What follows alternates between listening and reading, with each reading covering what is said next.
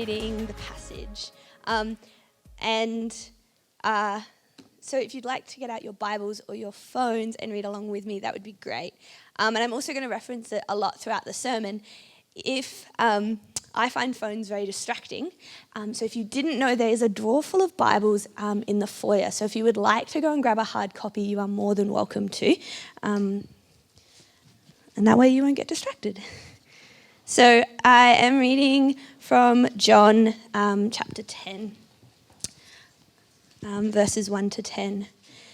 Very truly I tell you, Pharisees, anyone who does not enter the sheep pen by the gate, but climbs in by some other way, is a thief and a robber. The one who enters by the gate is the shepherd of the sheep. The gatekeeper opens the gate for him, and the sheep listen to his voice.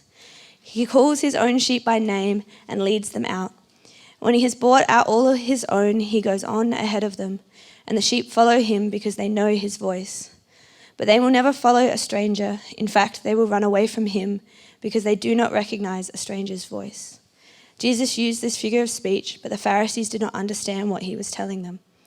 Therefore Jesus said again, very truly I tell you, I am the gate for the sheep. All who have come before me are thieves and robbers, but the sheep have not listened to them. I am the gate. Whoever enters through me will be saved. They will come in and go out and find pasture. The thief comes only to steal and kill and destroy. I have come that they may have life and have it to the full. So I have the absolute privilege of working in the outdoors as my job. And so one part of that job is that I get to go rock climbing a lot and work a lot at heights. And that's great, but I'm afraid of heights. So it's a little bit problematic. Specifically, I'm scared that when I'm up there, I'm going to make a mistake. I'm going to let go, or I'm going to slip, or I'm going to stumble and fall off the cliff. And so because it's a part of my job, I've had to overcome that. And so I get really tense up there and I sort of freeze up. And that actually makes it harder because then it's more likely that I'm going to make a mistake. It's more likely that I'm going to let go and more likely that I'm going to fall because I'm all sort of tense and holding on so tight. So in order to get into my job, I went to TAFE for 2 years and I got to do a diploma of outdoor recreation. And as a part of that diploma, I got to spend 2 years living and studying in the outdoors. And as a part of that, I specialised in rock climbing. So I got to sit in the classroom and learn about the equipment that we use, learn about how much it could hold, learn about what the harness did and how the ropes work and how you could build a system that was going to keep you safe. And I got to learn from these lecturers, these people who had been out climbing for years. They had such a wealth of knowledge, and I got to learn from the experiences that they had had and the challenges that they had faced. And I also, got to experience it. I got to go rock climbing. I got to fall on the gear. I got to be caught by my harness and caught by those ropes. And so I learned from the textbook, and I learned from others' experiences, and I learned from falling again and again and again. And so when I got the privilege of going to Mount Arapiles, which is in Victoria, I got to climb 120 metres up a rock face. And there was this moment where I was climbing and suddenly that fear hit me and it threatened to overwhelm me. And I remember very vividly sort of clinging there for a second, all really tense, and then just slowly lowering myself down until the harness caught me. And then I could climb from there because I knew that harness was going to catch me, even though I was really, really high up and there was nothing under me. In fact, I was on an overhang and there wasn't even a rock to catch me. So I had to fully rely on that harness and on those ropes. And so now, when I have that moment where that fear hits me and it threatens to overwhelm me, I can take a moment and I can remember all of that experience and knowledge that has come before, and I can trust in my gear and I can use that to fight that fear and I can overcome it. And I can also teach kids that, I can explain it to them and help them to overcome their fears in the same way. So, it'll all make sense when we get to the end, I promise. We're going to go through the passage again, verse by verse, and I'm going to share some of the background information that will help give you a deeper understanding of what Jesus is saying. So I recommend that you keep that passage open in front of you. From there I'll draw out from the passage what it is saying to us today and how we can apply it to our lives now. So, verse 1. Very truly I tell you, Pharisees, anyone who does not enter the sheep pen by the gate but climbs in by some other way is a thief and a robber. So back then there were two different types of shepherds. There were the nomadic shepherds, and they would move from village to village and trade with lots of different villages, and there were those who would stay in one village and be based. The shepherds we're talking about here are those nomadic ones. And so they would move their sheep around during the day, and then at night they would move them into an enclosure that was formed naturally. So something like a cave, or they would make one using what was available to them.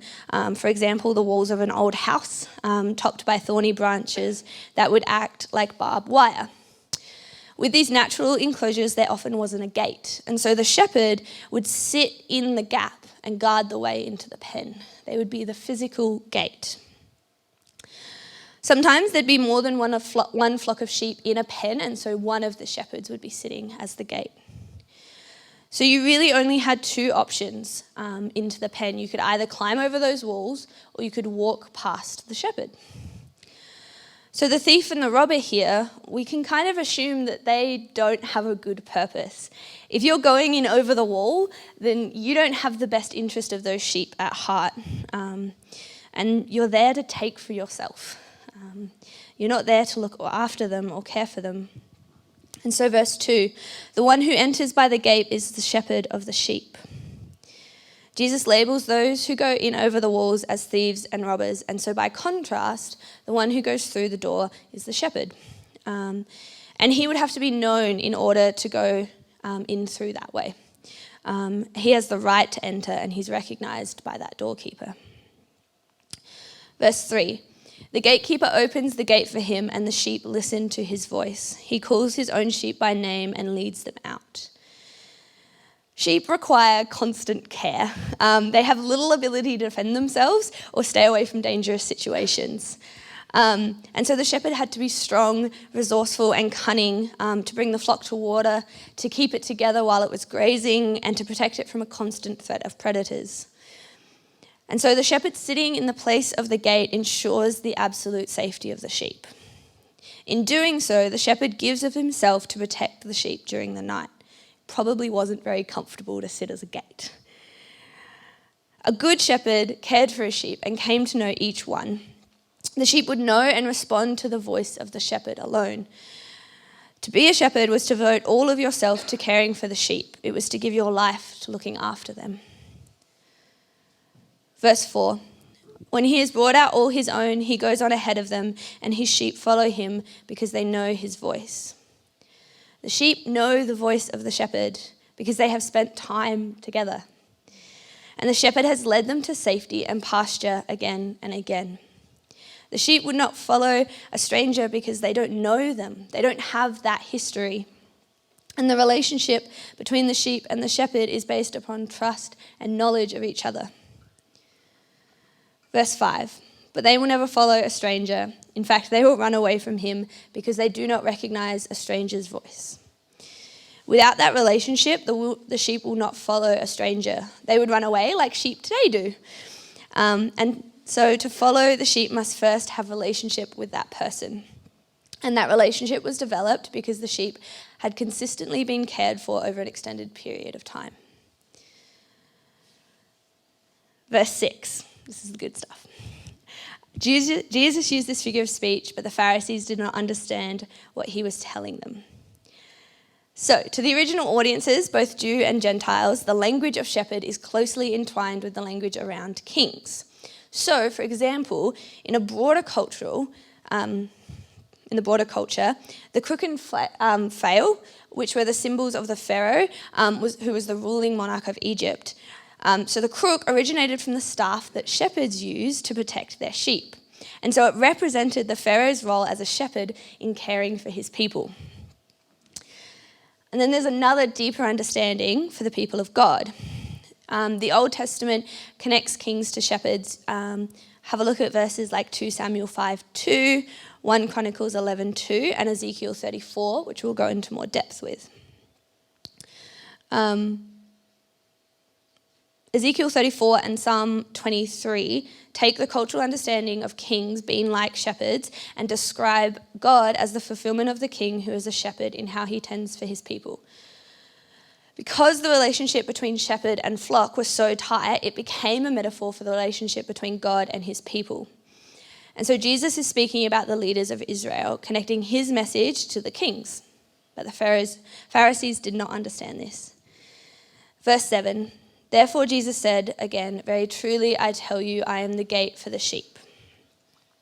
So Ezekiel 34 speaks of the kings of Israel as shepherds and contrasts them against God, who is the good shepherd, and sets up David to be their shepherd. So I've listed on the screen, there's two sets of characteristics that compare the kings and compare God as the shepherd. So the kings, you only take care of yourselves, you do not take care of the flock. You have not strengthened the weak or healed the sick or bound up the injured. You have not brought back the strays or searched for the lost. You have ruled them harshly and brutally. So they were scattered because there was no shepherd. When they were scattered, they became food for all the wild animals. My sheep wandered over the mountains. They were scattered over the whole earth, and no one searched or looked for them. Because my flock lacks a shepherd, and so has been plundered, has become food for the wild animals, and because my shepherds did not search for my flock, but cared for themselves rather than for my flock, I am against the shepherds and will hold them accountable for my flock. The verse then goes on to describe God as a shepherd. I myself will search for my sheep and look after them. I will rescue them. I will rescue them from the places where they were scattered, and I will bring them out from the nations. I will bring them into their own land, and I will tend them in good pasture. I myself will tend my sheep and have them laid down. I will search for the lost and bring back the strays. I will bind up the injured and strengthen the weak. I will shepherd the flock with justice. I will judge between one sheep and another. I will save my flock, that they will no longer be plundered. I will make a covenant of peace with them. I will make them and the places surrounding them a blessing. I will send down showers in season. They will be showers of blessing. They will know that I am the Lord when I break the bars of their yoke and rescue them. They will no longer be plundered by the nations, nor will wild animals devour them. They will live in safety, and no one will make them afraid. I will provide for them. Then they will know that I am the Lord their God, and with them, and that they, the Israelites, are my people, declares the sovereign Lord. Cool. So the kings are sort of the same as those thieves and the robbers. They're not caring for the sheep, they're caring for themselves. And so God is devoted to caring for the sheep, to give himself to look after the sheep. And so just as the sheep know the voice of the shepherd, the people know what a good king should be like. And they've been waiting for this king to come. So, verse 8, all who have come before me are thieves and robbers, but the sheep have not listened to them. So if we're connecting the shepherds to the imagery of kings, then we can think of the robbers as kings who did not have the best interests of the people at heart, but instead had selfish motivations. So the kings of Israel, there are good and there are bad kings. Next one. Yeah, that one. So on the board are the two kingdoms, the north and the south. And so the kings that are in red are the bad kings of Israel, and the kings that are in green and kind of in yellow, they're like the good kings. So as you can see, the bad kings definitely outweigh the good.